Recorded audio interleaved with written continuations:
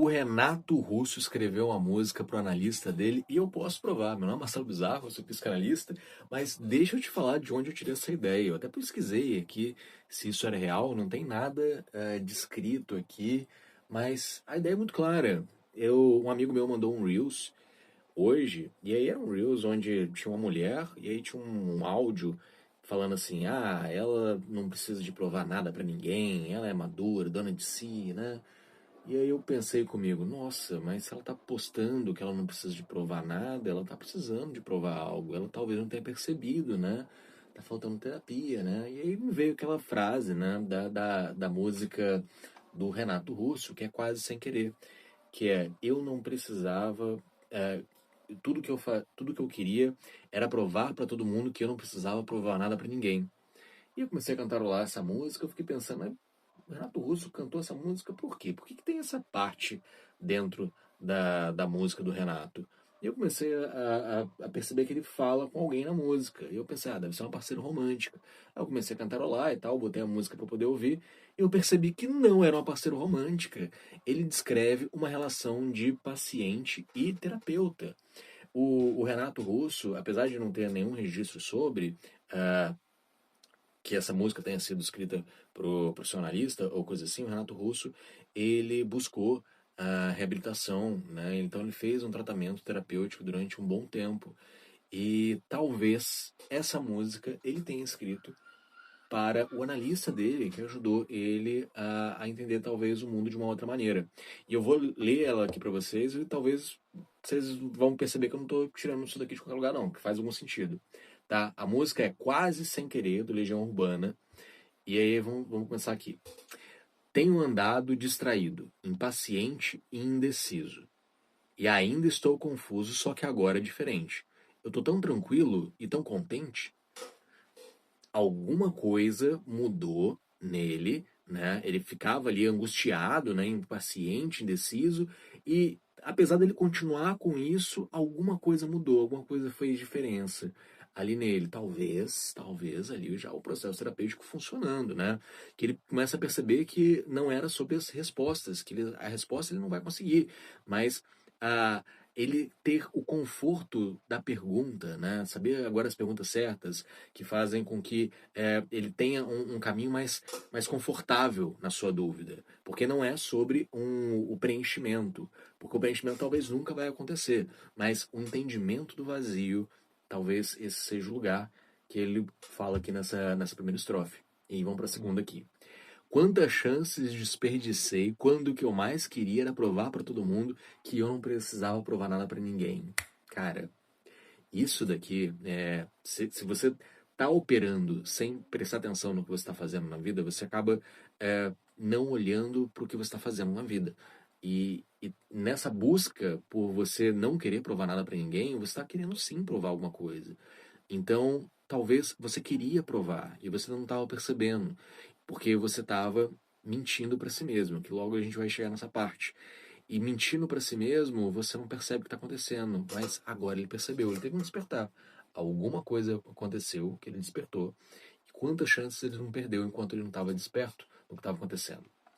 Me fiz de mil pedaços para você juntar. E aí pegamos aqui que alguém estava juntando esses pedaços, esses fragmentos que o Renato tinha. E eu queria sempre achar explicação por que eu sentia. Como anjo caído, fiz questão de esquecer que mentir para si mesmo é sempre a pior mentira. Meu Deus, isso é. Ele tava com um bom analista aqui.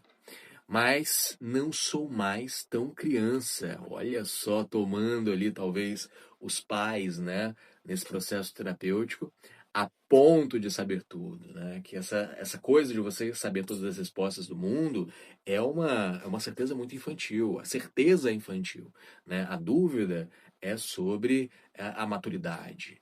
E aí a gente continua aqui. Já não me preocupo se eu não sei porquê. Às vezes o que eu vejo quase ninguém vê. Eu sei que você sabe, quase sem querer, que eu vejo mesmo que você. Porque o que eu tô falando aqui é o meu inconsciente, quase sem querer. Percebe? O nome da música remete ao inconsciente, que é quase sem querer, não é sem querer. tava ali, é o consciente dando a cara, o inconsciente dando a cara, né? Então ele percebe que o analista dele vê as coisas que ele já sabe, só que o analista tá ali ajudando ele. Ah, tão correto e tão bonito, o infinito é realmente um dos deuses mais lindos. Sei que às vezes uso, de novo, olha só, se isso daqui não é uma sessão de terapia, né? Sei que às vezes uso palavras repetidas. Quantas vezes a gente não começa a se repetir durante a terapia, né? Porque a gente fala, fala, fala e de repente a gente volta nos mesmos temas e a gente começa a ficar repetitivo. E é dali que muitas vezes sai um grande insight, né? Ah, já não me preocupo se eu não sei, não. Tão correto, né? Se eu não sei, um dos deuses mais lindos. Sei que às vezes uso palavras repetidas, mas quais são as palavras que nunca são ditas? Isso é maravilhoso, isso é maravilhoso. Isso é uma declamação para o terapeuta, né? Me diz, e agora olha só, aqui que tem uma transferênciazinha acontecendo, né? Me disseram que você estava chorando. Foi aí que eu percebi como eu lhe quero tanto. Que quando eu consigo atingir ele, né, o meu analista, quando eu consigo chegar nele de verdade e fazer com que ele se emocione, eu tô tirando esse véu do analista e chegando na humanidade dele. E ali eu percebo como que a nossa conexão tá forte. Porque eu quero isso tanto, né?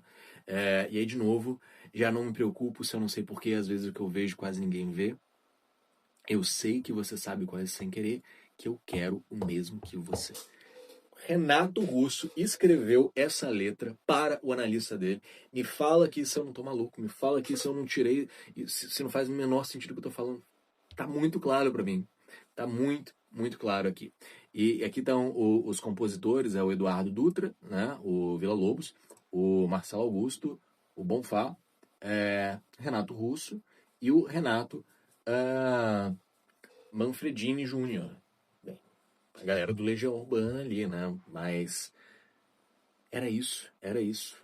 Quase sem querer já é uma referência ao inconsciente, porque o ato falho, né? Que você faz as coisas sem querer, mas não é sem querer, quase sem querer. Você faz as coisas sem querer, querendo, porque o teu inconsciente vai te guiando e vai fazendo as coisas acontecerem, meio que sem querer, sem você ter a consciência daquilo dali, mas inconscientemente talvez você buscasse aquilo. Inconscientemente, talvez você quisesse gritar para todo mundo porque você sentia que precisava de provar algo. Mas quando você entende esse processo, quando você entende que não é sobre o outro, que é sobre você, você cala esse desejo inconsciente de gritar para o mundo, porque você entende que é gritar para você, falar com você, e é sobre você, e não sobre o outro. Né? E quando você se faz em mil pedaços para aquele outro juntar, porque você vem desfragmentado, perdido, e nessa troca eu tô com alguém que me enxerga, que sabe o que eu tô querendo, que eu também sei o que eu quero, mas ele tá vendo o que eu não tô vendo. E agora juntos a gente consegue enxergar essa coisa que inconscientemente tá me levando a fazer as coisas que eu não percebo que eu faço. Me fala aqui nos comentários se eu não acertei isso. Me fala aqui nos comentários se eu não acertei isso.